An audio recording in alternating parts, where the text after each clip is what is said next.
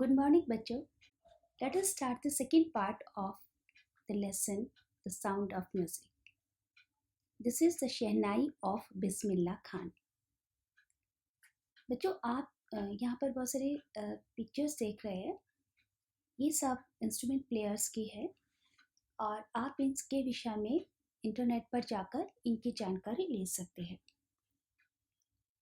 So, think of the Shehnai and the first thing you will probably imagine is a wedding or a similar occasion or function. The next would probably be Ustad Bismillah Khan, the Shehnai master, playing this instrument. यदि हम शहनाई के विषय में सोचते हैं तो सबसे पहले हमारे दिमाग में आता है शादी या फिर कोई स्पेशियस फंक्शन, या फिर दोबारा यदि हम शहनाई के विषय में सोचें तो हमारे सामने एक नाम आता है उस्ताद Bismillah Khan.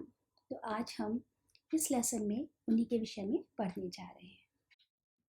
Emperor Aurangzeb banned the playing of musical instrument called pungi in the royal residence, for it had a shrill, unpleasant sound.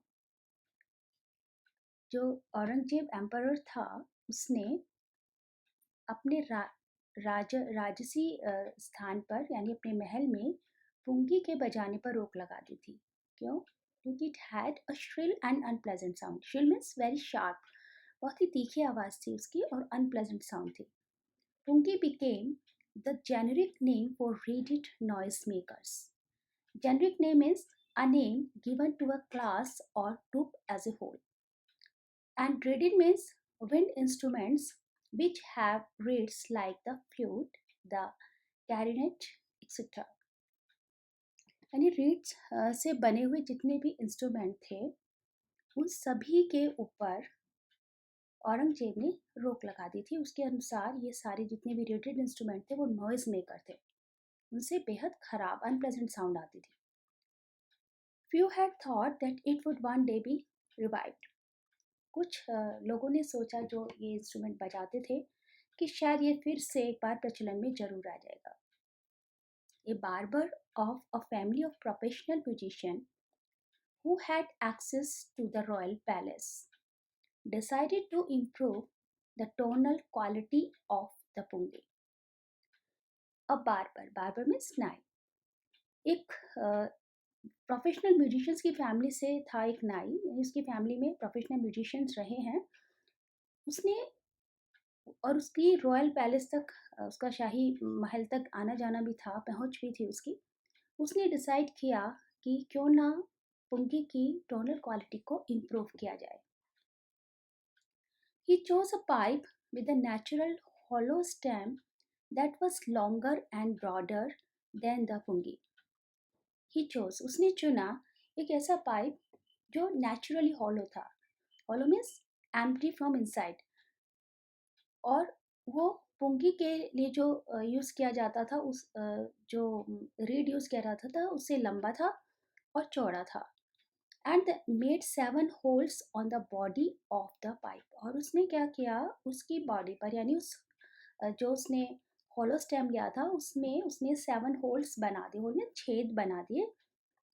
When he played on it, और जब उसने उसको बजाया, closing and opening some of these holes soft and melodious sound were produced. तो जब उसने उसको बजाया तो बार बार कुछ होल्स को वो ओपन करता था, उसको बंद कर लेता था, तो उससे बहुत ही स्वीट साउंड जो है क्रिएट हुई. He played the instrument before royalty and everyone was impressed. और जब उसने राजाओं, जो शाही लोग थे, उनके सामने इसे बजाया, उस इंस्ट्रूमेंट को बजाया, तो वे सभी लोग उसकी जो साउंड थी उससे बहुत इम्प्रेस्ड हुए. The instrument so different from the pungi had to be given a new name. अब क्योंकि वो जो इंस्ट्रूमेंट था वो पुंगी से काफ़ी डिफरेंट था, इसलिए उसको एक नया नाम देना ज़रूरी था. As the story goes, since it was first played in the Shah's chamber and was played by a nai barber, the instrument was named the Shehnai. ऐसा सुना जाता है, ऐसा माना जाता है, कहानी है इस विषय में कि क्योंकि ये जो इंस्ट्रूमेंट था ये राजा के महल में, शाह के चैम्बर में, यानी उसके महल में बजाया गया था। और किसके द्वारा बजाया गया था? नाई के द्वारा, नाई यानी बार्बर के द्वारा बजाया गया था, इसलिए इसका नाम शहनाई रखा गया। That clear? That is a picture of pungi and that is the shehnai. The sound of the Shehnai began to be considered auspicious. Auspicious means होता है promising to bring good fortunes, यानी good omens, जिसको पवित्र माना जाए, जिसे जिसे अच्छा माना जाता है। इस ऐसे शहनाई का जो शहनाई की जो वॉइस साउंड थी उसको बहुत ही पवित्र माना गया, और ये माना गया कि इसे शुभ अवसरों पर बजाया जाए। And for this reason, it is still played in temples and is an indispensable component of any North Indian wedding. इसीलिए आज भी मंदिरों में और नॉर्थ इंडियन वेडिंग में शहनाई जो है कंपलसरी इंस्ट्रूमेंट है।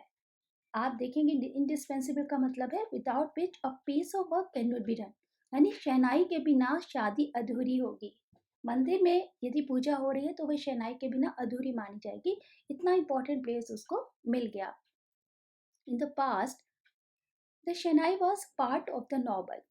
नौबत दैट इज एन उर्दू शब्द। उर्दू में नौबत से मतलब होता है नौ, यानी जैसे पहले राजाओं के दरबार में 9 रत्न हुआ करते थे, तो ऐसे 9 इंस्ट्रूमेंट प्लेयर भी हुआ करते थे। उन इंस्ट्रूमेंट प्लेयर में से एक शहनाई भी एक पार्ट था उनका। तो नौबत और traditional ensemble of 9 instruments found at royal courts. Ensembles means pronounced or on pronounced ensemble or things here instruments considered as a group, यानी 9 इंस्ट्रूमेंट्स का एक ग्रुप है जो बहुत बेहतर इंस्ट्रूमेंट होंगे। उनमें से एक शहनाई थी जो रॉयल कोर्ट में बजाई जाती थी। Till recently it was used only in temples and wedding, लेकिन अब इसका प्रयोग केवल मंदिरों में और शादियों में किया जाता है। The credit for bringing this instrument onto the classical stage goes to the two-star Bismillah Khan. लेकिन इसको क्लासिकल स्टेज तक पहुंचाने, क्लासिकल मतलब एक बहुत हायर रैंक पर पहुंचाने का जो क्रेडिट है वो उस्ताद बिस्मिल्लाह खान को जाता है। As a 5-year-old, Bismillah Khan played gulli danda near a pond in the ancient estate of Dumrao in Bihar. Bismillah Khan जो है वो बिहार से बिलोंग करते हैं, बिहार के दुमराव स्टेट से।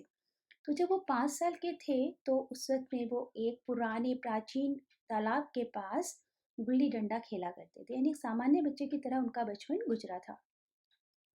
He would regularly go to the nearby Bihariji temple to sing the Bhojpuri Chaita. वो रोजाना बिहारी जी के टेम्पल में भोजपुरी चैत गाने के लिए जाया करते थे। At the end of which he would earn a big laddu weighing 1.25 kg, a prize given by the local महाराजा। और जब वो चैत गाते थे तो उसके बदले में एज ए रिवार्ड उनको 1.25 kg का एक लड्डू, बहुत बड़ा लड्डू, उनको वहाँ के लोकल महाराजा के द्वारा दिया जाता था। दिस हैपेंड 80 years ago, 80 साल पहले ऐसा होता था। And the little boy has traveled far to earn the highest civilian award in India, the Bharat Ratna। और 80 साल के बाद उसी छोटे बच्चे ने भारत का सबसे बड़ा जो अवार्ड है भारत रत्न जीता था।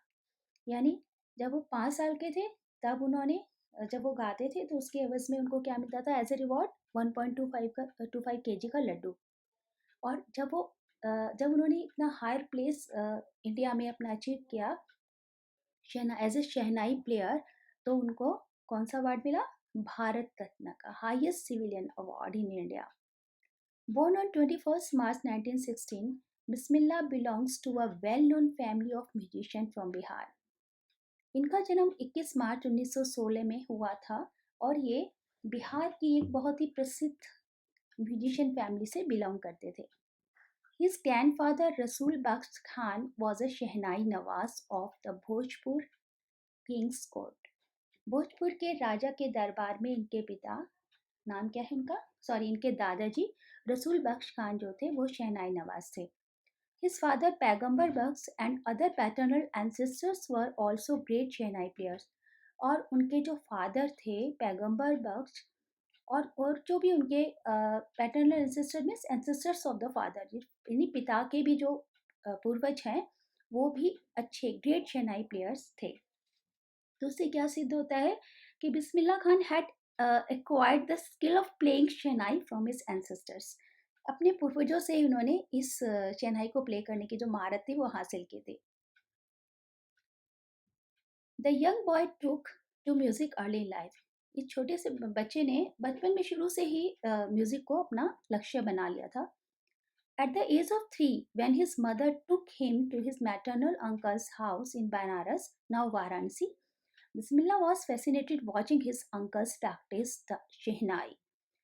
जब वो छोटे थे 3 साल के थे तो उनकी मदर उनको उनके मामा जी के घर लेकर गई बनारस में, जो कि अब वाराणसी के नाम से जाना जाता है। तो बिस्मिल्ला खान वहाँ पर अपने मामा जी को जब वो शहनाई बजाते देखते थे तो वो उससे बिल्कुल फैसिनेटेड हो जाते थे। फैसिनेटेड मीन्स अट्रैक्ट हो जाना। Soon Bismillah started accompanying his uncle Ali Bucks to the Vishnu temple of Banaras where Bucks was employed to play शहनाई। अब जल्दी ही उन्होंने क्या किया बिस्मिल्लाह ने अपने मामा अली अंकल के साथ विष्णु टेम्पल में जो बनारस में था वहाँ पर वो शहनाई बजाया करते थे, उनके जो अंकल थे वहाँ पर उनके साथ जाना शुरू कर दिया। Ali Bucks would play the shehnai and Bismillah would sit captivated for hours on end. Ali बक्स तो शहनाई बजाते थे और बिस्मिल्ला खान जो थे वो घंटों तक बिना रुके उनके उनसे अट्रैक्ट होकर फैसिनेट होकर उनकी शहनाई को सुनते रहते थे। Slowly he started getting lessons in playing the instruments. और जल्दी ही उन्होंने क्या किया अपने मामा से फिर शहनाई सीखना शुरू कर दिया and would sit practising throughout the day. और वो उतना ज़्यादा उससे प्रभावित थे कि पूरे दिन बैठकर वो उसकी प्रैक्टिस किया करते थे। For years to come, the temple of Balaji and Mangala Maya and the banks of the Ganga became the young apprentice's favorite haunts where he could practice in solitude. और बहुत सालों तक बालाजी और मंगला मैया का टेम्पल और गंगा नदी के किनारे जहाँ पर वो यंग अप्रेंटिस कौन होता है? जो प्रैक्टिशनर्स होते हैं, जो अंडर ट्रेनी होते हैं, क्योंकि सब वो सीख रहे थे अपने अंकल से।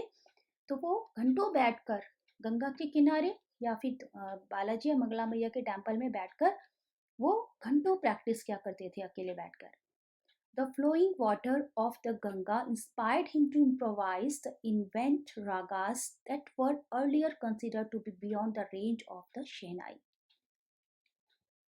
गंगा का जो पानी था वो उनको इंस्पायर करता था क्या करने के लिए? इम्प्रोवाइज यानी इम्प्रूव करने के लिए एंड इन्वेंट रागास, नए नए राग को इन्वेंट करने के लिए। आप समझते हैं कि म्यूजिक में बहुत सारे राग होते हैं और कुछ खास ओकेजन पर उनका गाने का एक समय होता है, कुछ खास स्वर होते हैं उनके। तो ऐसे उन्होंने नए नए रागों की खोज की जिनको ऐसा माना जाता था कि जो कभी भी शहनाई पर बजाए ही नहीं जा सकते, ऐसा माना जाता था। लेकिन बिस्मिल्ला खान जी ने गंगा जी के किनारे बैठकर बहुत सारे रागों की खोज की, उनको उन्होंने शहनाई पर बजाया और बहुत कुछ इम्प्रूव किया शहनाई के मतलब म्यूजिकल क्लासिकल म्यूजिक में। At the age of 14, Bismillah accompanied his uncle to the Allahabad Music Conference. जब वो 14 ईयर्स ओल्ड थे तो वे अपने अंकल के साथ इलाहाबाद म्यूजिक कॉन्फ्रेंस में गए। At the end of his recital, Ustad Fayaz Khan patted the young boys back and said. और जब म्यूजिक कॉन्फ्रेंस ख़त्म हुई, जब उन्होंने अपना जो रेसिटल था जो उन्होंने गाया था, जब उसे ख़त्म किया उन्होंने, तो उस्ताद फयाज खान ने जब उनकी पीठ थपथपाते हुए कहा, यानी उनको इनकरेज करते हुए कहा कि work hard and you shall make it, कि अरे तुम थोड़ी सी और मेहनत करो और तुम तो बिल्कुल ज़बरदस्त कुछ ना कुछ करके दिखाओगे, यानी उनको इंस्पायर किया। With the opening of All India Radio in Lucknow in 1938 came Bismillah's big break. और जब ऑल इंडिया रेडियो लखनऊ की स्थापना हुई 1938 में, तो बिस्मिल्लाह खान को सबसे बड़ा ब्रेक मिला। He soon became an often heard shehnai player on radio, और तभी से वो उनका जो मतलब रेडियो पर शहनाई प्लेयर के रूप में उनको सुना जाता था। आपने देखा होगा, अगर आप, खैर आप तो उस वक्त में हुए भी नहीं होंगे, तब हम ही बहुत छोटे थे कि जब ऑल इंडिया रेडियो का प्रोग्राम शुरू होता था 1938 में, तो मैं भी पैदा नहीं हुई थी। तो लेकिन जब मैं पैदा हुई थी तब ये था। तो उस वक्त में भी ऐसा था कि जब कोई टीवी पे प्रोग्राम शुरू होता था या रेडियो पर कोई प्रोग्राम होता था, तो उससे पहले थोड़ी देर शहनाई स्टार्ट होती थी। When India gained independence on 15 August 1947, Bismillah Khan became the first Indian to greet the nation with his Chennai. जब इंडिया को स्वतंत्रता मिली 15 अगस्त 1947 में, तो बिस्मिल्लाह खान पहले इंडियन बने जिन्होंने अपनी शहनाई के द्वारा शहनाई बजाकर नेशन को ग्रीट किया। He poured his heart He poured his heart out into Raag Kafi from the Red Fort to an audience which included Pandit Jawaharlal Nehru, who later gave his famous Tryst with Destiny speech. उस वक्त में उन्होंने सबके दिलों को समा बांध दिया, एक तरीके से कहेंगे। उन्होंने क्या बजाया, शहनाई के ऊपर राग काफ़ी बजाया रेड फोर्ट से, और उस वक्त में ऑडियंस में दर्शक जो थे, उसमें पंडित जवाहरलाल नेहरू भी थे, जिन्होंने जिसका जिक्र अपनी famous speech trust with destiny में किया। Bismillah Khan has given many memorable performances both in India and abroad. बिस्मिल्लाह खान ने बहुत सारी यादगार परफॉर्मेंस दी, भारत में भी और अब्रॉड में भी। His first trip abroad was to Afghanistan, where King Zahir Shah was so taken in by the maestro that he gifted him priceless Persian carpet and other souvenirs. उनका जो पहला ट्रिप था abroad का, वो था अफ़गानिस्तान का। यहाँ पर किंग ज़हीर शाह ने उनके जो शहनाई को सुना, तो वो इतने अधिक प्रभावित हुए, तो उन्होंने प्राइसलेस मतलब जिसकी बेशकीमती पर्शियन कारपेट्स उनको गिफ्ट किया, और इसके अलावा और भी सोवनियर्स दिए। सोवनियर्स में होता है things given in memory of a place, person और इवेंट। यानी आप जब कहीं जाएं तो वो आपकी यादगार बन जाए, वहाँ उस पर्टिकुलर जगह की कुछ फेमस चीज़ें जो अफ़गानिस्तान से बिलोंग करती हैं, वहाँ की कुछ ऐसी यादगार चीज़ें उनको एज ए गिफ्ट दी। The king of Afghanistan was not the only one to be fascinated with Bismillah's music. केवल अफ़गानिस्तान के जो राजा थे वही केवल बिस्मिल्लाह खान के म्यूज़िक से फैसिनेटेड नहीं थे, attracted. Film director Vijay Bhatt was so impressed after hearing Bismillah play at the festival that he named a film after the instrument called Ghoon Juti Shanai. इसके अलावा फिल्म डायरेक्टर विजय भट्ट भी थे, जो उनकी बिस्मिल्लाह खान की जब उन्होंने एक फेस्टिवल पर उनकी शहनाई को सुना, तो वो इतने अधिक प्रभावित हुए कि उन्होंने उनकी शहनाई इंस्ट्रूमेंट के नाम पर एक फिल्म बना डाली, जिसका नाम था Goonj Uthi Shehnai. The film was a hit. ये फिल्म जो थी सुपर हिट रही, and one of Bismillah Khan's composition Dil Ka खिलौना हाई टूट गया। और इस मूवी का एक गाना था एक उन्होंने बिस्मिल्लाह खान एक और कंपोज किया था एक गाना, जिसमें उन्होंने शहनाई को यूज़ किया, दिल का खिलौना हाई टूट गया, turned out to be a nation wide chart buster. यानी चार्ट बस्टर मतलब रिकॉर्ड ब्रेकर। उन्होंने गाना कंपोज किया था जिसमें उन्होंने शहनाई का यूज़ किया था। गाने का जो लाइन थी, मुखड़ा था, वो था दिल का खिलौना हाई टूट गया, और इसे जो है गाना बेहद सुपर हिट रहा, रिकॉर्ड ब्रेकर रहा। Despite this huge success in the celluloid वर्ड का मतलब होता है old fashion way of referring to films. Film के लिए सेल्यूलॉइड वर्ड यूज़ किया जाता है। तो उस फिल्म के जो नगरी थी, उसमें काफ़ी सक्सेस प्राप्त करने के बाद भी Bismillah Khan's ventures in film music were limited to two. Bismillah Khan ने कोई ख़ास जो उन्होंने मतलब जो 1-2 एक्सपेरिमेंट किए थे, वो सिर्फ 2 ही तक सीमित रहे। एक तो विजय भट्ट गूंज उठी शहनाई एंड विक्रम निवासास कन्नड़ा वेंचर सनाधि अपन्ना। एक तो विजय भट्ट की मूवी थी गूंज उठी शहनाई, और दूसरी थी कन्नड़ मूवी सन्नाधी अपन्ना, जिसमें उन्होंने अपने शहनाई का बीच में पीछे बैकग्राउंड दिया, या उन्होंने म्यूज़िक म्यूज़िक एक एज ए म्यूजिशियन वहाँ पे काम किया। I just can't come to terms with the artificiality and glamour of the film world, he says with emphasis. देखिए, क्यों वो दो तक ही सीमित रह गए, इस बात का जवाब देते हुए बड़े जोर देकर इस बात को कहते हैं कि मैं फिल्मी दुनिया की आर्टिफिशियलिटी यानी बनावट और ग्लैमर चकाचौंध के साथ उनकी कंडीशन पर काम नहीं कर सकता, यानी वहाँ पर जो है जो कुछ दिखता है वो सच नहीं है, और मैं जो झूठ है जो आर्टिफिशियल है उसके साथ वो काम नहीं कर सकते, क्योंकि म्यूज़िक में आर्टिफिशियलिटी नहीं चल सकती। म्यूज़िक तो नेचुरल है, जो हमारे हर्ट से आता है, हमारे प्रयासों से आता है। उसमें अगर आप आर्टिफिशियली ऐड कर देते हैं तो उसकी जो आत्मा है वो मर जाती है। तो वो बहुत ही एक तरीके से पहुँचे हुए म्यूजिशियन थे, तो उन्होंने बिल्कुल मना कर दिया कि वो फ़िल्म जगत के साथ काम नहीं कर सकते। Awards and recognition came thick and fast, उनको बहुत सारे अवार्ड मिले, बहुत सारी रिकॉग्निशन मिली, रिकॉग्निशन मतलब वेल नोन हो गए, पॉपुलर हो गए, पॉपुलैरिटी उनको बहुत मिली। Bismillah Khan became the first Indian to be invited to perform at the prestigious Lincoln Center Hall in the United States of America. Bismillah Khan पहले भारतीय बने जिनको एक महान Lincoln centre hall in United state of America में उनको invite किया गया अपनी परफॉर्मेंस देने के लिए। He also took part in the world exposition in Montreal, Australia में मॉन्ट्रियल में जाके उन्होंने अपना परफॉर्मेंस दिया।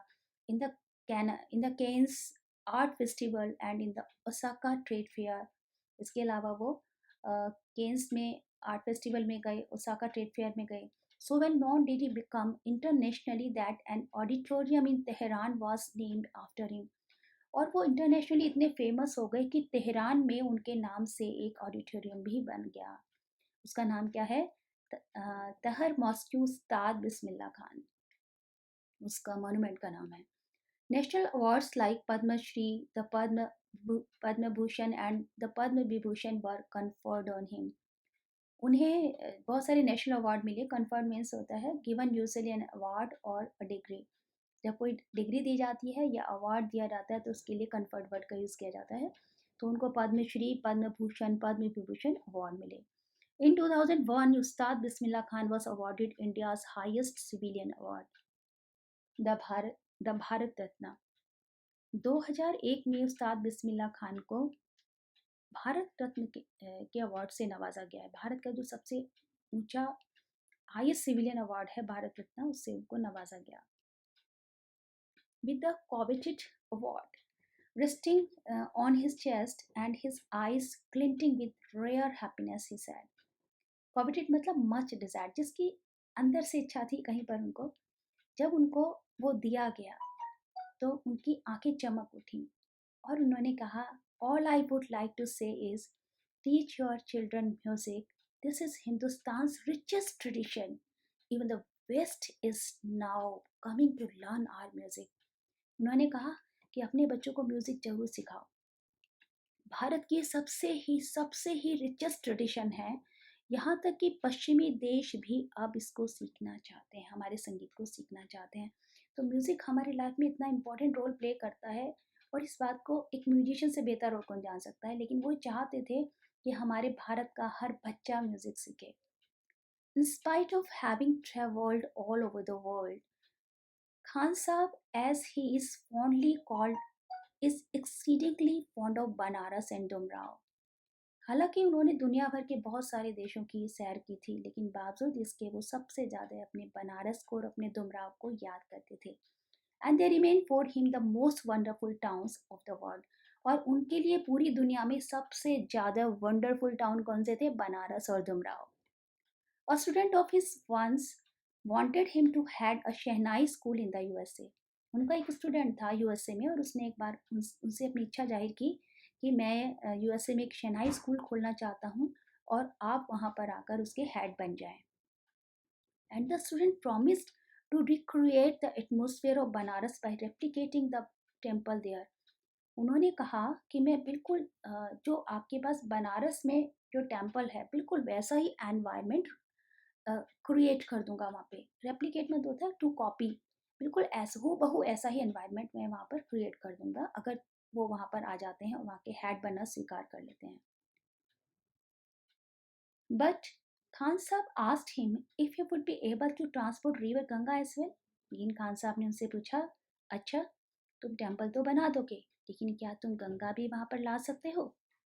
Letter he is remember to have said, बाद में वो उसे याद करते हुए कहते हैं, that's why whenever I am in a foreign country, कहते हैं इसीलिए तो मैं कहता हूँ कि जब मैं फॉरेन कंट्री में होता हूँ, आई कीप यार्निंग टू सी हिंदुस्तान, तो मेरी क्या इच्छा होती है कि मैं अपने हिंदुस्तान को देखना चाहता हूँ। सब मेरी तीव्र इच्छा हो रही थी कि मैं अपने भारत, अपने देश, अपने हिंदुस्तान वापस आ जाऊँ। एंड वाइल इन मुंबई, और जब मैं मुंबई में होता हूँ, यानी अब इंडिया में आके भी जब मैं मुंबई में होता हूँ, I think of only Banaras, तो मुझे सिर्फ और सिर्फ बनारस की याद आती है। मैं सिर्फ बनारस के विषय में सोचता हूँ, एंड द होली गंगा, पवित्र गंगा के विषय में सोचता हूँ।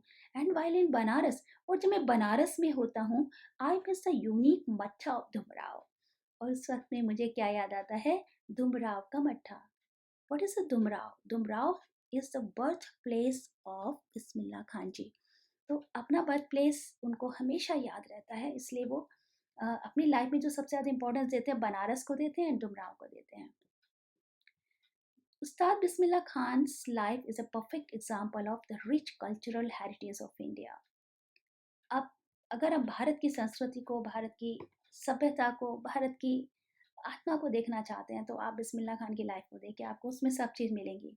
One that effortlessly accepts that a devout Muslim like him can very naturally play the Shehnai every morning at the Kashi Vishwanath temple. एक ऐसा व्यक्ति जो पूरी तरह से डिवोटेड मुस्लिम है, यानी जो मुस्लिम परंपराओं को बहुत ही ईमानदारी से निभाता है, बिल्कुल वही वही व्यक्ति विश्वनाथ जी के, काशी विश्वनाथ के टेम्पल में जाकर उतनी शिद्दत के साथ शहनाई भी बजाता है सुबह को प्रेयर करने के लिए। तो जहाँ पर अगर अब इनको देख के तो याद आ जाती है अब्दुल कलाम जी की, इनकी जिन्होंने अपने बचपन में रामायण भी पढ़ी, महाभारत भी पढ़ी, और अपनी जो इनकी कुरान है वो भी पढ़ी। तो ऐसा डिवोटी है जो अपने हिंदुस्तान, मतलब ऐसा लगता है कि इन लोगों में हिंदुस्तान बसता है। अगर आपको हिंदुस्तान को देखना है, तो आप बिस्मिल्लाह खान जी को देखिए, आप अब्दुल कलाम जी को देखिए, तो आपको फिर कहीं जाने की ज़रूरत नहीं है। Ustad Bismillah Khan passed away on 21st August 2006 at the age of 90 after a prolonged illness. उस्ताद बिस्मिल्लाह खान जी की डेथ जो 21 अगस्त 2006 में हुई, और वो काफ़ी लंबी बीमारी से वो ग्रसित थे, लगभग 90 साल के होके मरे। He was given a state funeral and the government of India declared one day of national mourning. उनको जो राज्य सम्मान होता है, राजकीय सम्मान के साथ उनको विदा किया गया दुनिया से, और इसके अलावा उस दिन पूरे राष्ट्रीय शोक डिक्लेयर किया गया था उनके लिए। तो बच्चों, यहाँ पर हमारा ये लेसन एंड हो जाता है। Thank you, have a nice day, stay home, stay safe.